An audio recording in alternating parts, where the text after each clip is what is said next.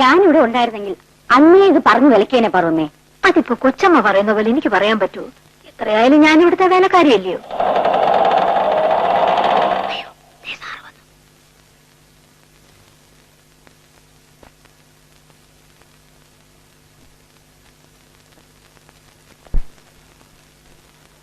അമ്മയോ? അമ്മ എപ്പോ വന്നു? അമ്മാവനും ഉണ്ട്. ഊണ് കഴിഞ്ഞ് ഉറങ്ങുന്നു. സുജാവേ, ഇതെല്ലാം പ്രിയനുള്ള ഉടുപ്പുകളാ. ആഹാ, അപ്പൊ ഇതിന് പേര് വെച്ചോ?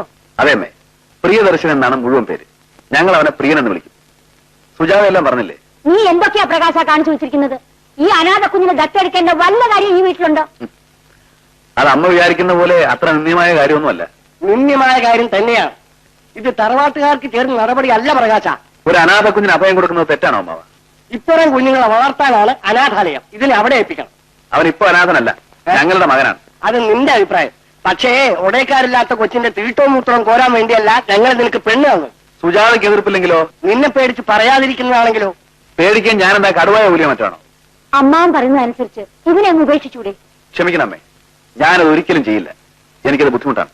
തെറ്റ് തിരുത്തുന്നതേ ബുദ്ധിമുട്ടല്ല, ബുദ്ധിയാണ്. ഞാൻ ചെയ്തത് തെറ്റാണെന്ന് എനിക്ക് തോന്നിയിട്ടില്ല. പക്ഷേ ഞങ്ങൾക്ക് അങ്ങനെയാണ് തോന്നുന്നത്. പ്രായത്തിന്റെ വിവരമെങ്കിലും ഞങ്ങൾക്കുണ്ടല്ലോ. പ്രായവും വിവരവും തമ്മിൽ ഒരു ബന്ധമല്ലെന്ന് ഇപ്പൊ എനിക്ക് മനസ്സിലായി. ഇതിന് മറുപടി പറയാൻ അറിയാഞ്ഞിട്ടല്ല, പറഞ്ഞാൽ കൂടിപ്പോകും. സരസ്വതി, വാ നമുക്കിറങ്ങാം. നാളെ പോയാ പോരെ അമ്മ? മാനോ മര്യാദ ഉള്ളവർക്ക് എങ്ങനെ ഇവിടെ കഴിയാൻ പറ്റും? ഒരു കാര്യം ഞാൻ പറഞ്ഞേക്കാം. അടുത്ത പ്രാവശ്യം വരുമ്പോ ഈ സന്തതിയെ ഇവിടെ കാണരുത്. കണ്ടാൽ അപ്പോഴറിയാം. വാ.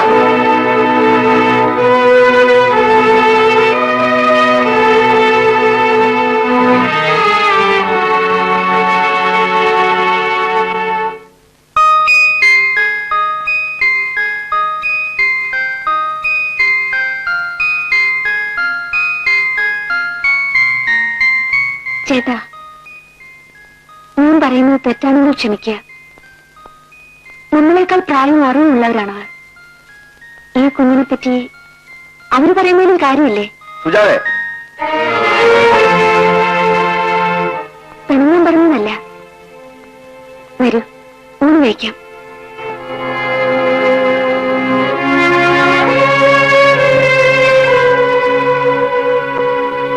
ലോകത്തെല്ലാവരും നിന്റെ ശത്രുക്കളാണല്ലോ മോനെ.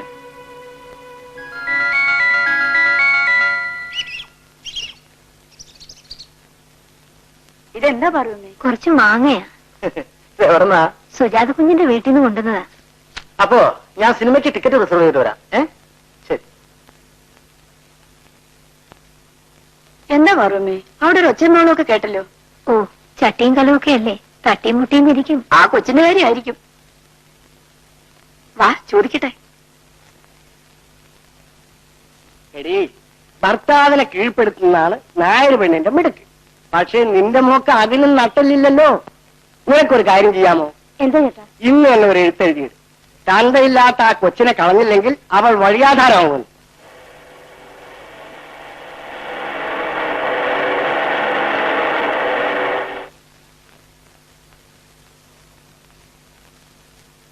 അല്ല, ഇതാരും നമ്മുടെ മാധവന്മാരല്ലേ? വന്നാട്ടെ വന്നാട്ടെ. ഇങ്ങോട്ടിരിക്കാലോ. ചേച്ചി അങ്ങ് ക്ഷീണിച്ചു പോയല്ലോ. സത്യം പറഞ്ഞ എനിക്ക് ആദ്യം കണ്ടപ്പോ ആളെ മനസ്സിലായില്ല. എന്തു പറ്റി? ഓ, എനിക്കിങ്ങനെ ക്ഷീണമൊന്നുമില്ല. കണ്ടിട്ട് കുറച്ചു നാളായില്ലേ, അതുകൊണ്ട് തോന്നിയതായിരിക്കും. അല്ല, മാധവന്മാർ എന്ന് വന്നു? ഇന്നലെ. ലീവ് എത്ര നാളത്തേക്കുണ്ട്? ഇനി അങ്ങോട്ട് ലീവ് തന്നെ കേട്ടാ. അതെന്താ? ഞാൻ സർവീസിൽ നിന്നും പിരിഞ്ഞു. അതേതായാലും നന്നായി. പറമ്പിലെ പണികളും നോക്കി ഇനി ഇവിടെ സുഖമായി കഴിയാമല്ലോ. അത് തന്നെയാ എന്റെയും തീരുമാനം. ഇനിയും ഒറ്റയ്ക്ക് ഇങ്ങനെ കഴിയാനാണോ? ഒരു സംബന്ധമൊക്കെ കഴിക്കണ്ടേ? ചേച്ചി, ഞാനൊരു പെൺകുട്ടി ഇഷ്ടപ്പെട്ടു, നിങ്ങളുടെ മകളെ. കല്യാണം കഴിക്കണമെന്ന് ആഗ്രഹിച്ചു, പക്ഷെ നടന്നില്ല. ഇതൊക്കെ ഒരുതരം ഭാഗ്യക്കുറിയല്ലേ ചേച്ചി?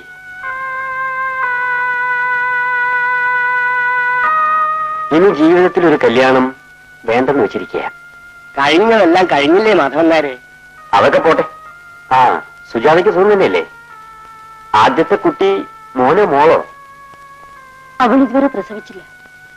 ഓ, പ്ലാനിങ് ആയിരിക്കും. അല്ലേ ചേട്ടാ, ഇവിടെ തന്നെ ഇരുന്നാ മതിയോ?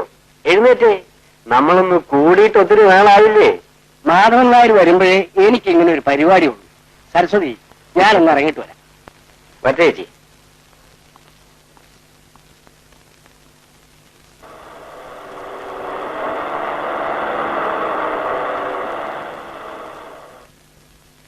വാചേട്ടാ.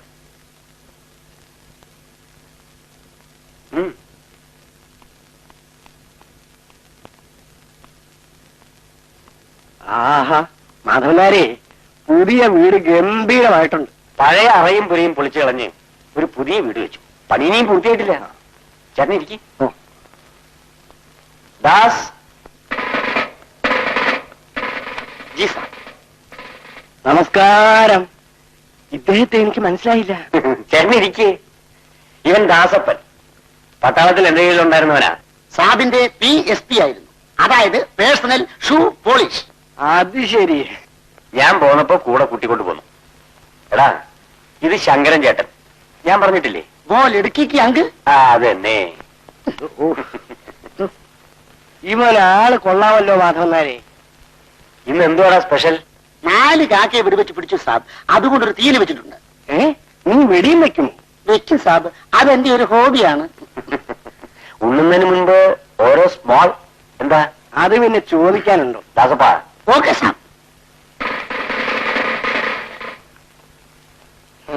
മാധവനാരെ, എന്റെ അനന്തരവള് ഒരു ഭാഗ്യദോഷിയാ. അതെന്താ ചേട്ടൻ അങ്ങനെ പറഞ്ഞത്? അവള് മഹാറാണിയെ പോലെ ഈ ബംഗ്ലാവിൽ കഴിയേണ്ടതല്ലായിരുന്നു. അതൊക്കെ വിധിയാ ചേട്ടാ. എവിടെയായാലും അവൾ സന്തോഷമായിട്ട് കഴിയുമല്ലോ. സന്തോഷം. ആ കുഞ്ഞ് അവിടെ വളർന്നാൽ നിന്റെ കുടുംബജീവിതം തകരാറിലാകുമെന്ന് അമ്മാവൻ പറയുന്നു. എന്തുകൊണ്ടാണെന്ന് ചോദിച്ചിട്ട് പറഞ്ഞില്ല. അതേക്കുറിച്ച് ഓർത്തിട്ട് എനിക്ക് ഒരു മനസമാധാനവും ഇല്ല. അതുകൊണ്ട് ഈ എഴുത്ത് കിട്ടിയാലുടനെ പ്രകാശനോട് പറഞ്ഞ് ആ കൊച്ചിനെ വല്ല അനാഥായത്തിന് കൊടുപ്പിക്കണം എന്ന് സ്വന്തം അമ്മ. മാനോ മര്യാദ ഉള്ളവർക്ക് എങ്ങനെ ഇവിടെ കഴിയാൻ പറ്റുമടി? ഒരു കാര്യം ഞാൻ പറഞ്ഞേക്കാം. അടുത്ത പ്രാവശ്യം വരുമ്പോ ഈ സന്തതിയെ ഇവിടെ കാണരുത്. കണ്ടാൽ അപ്പോഴറിയാം. മോനുകുട്ടാ. സുജാത കുഞ്ഞ്, ഇതിനെ കുളിപ്പിക്കണ്ടേ? നിങ്ങൾ തന്നെ കുളിപ്പിച്ചാ മതി. പറഞ്ഞത് കേട്ടില്ലേ? ഓ,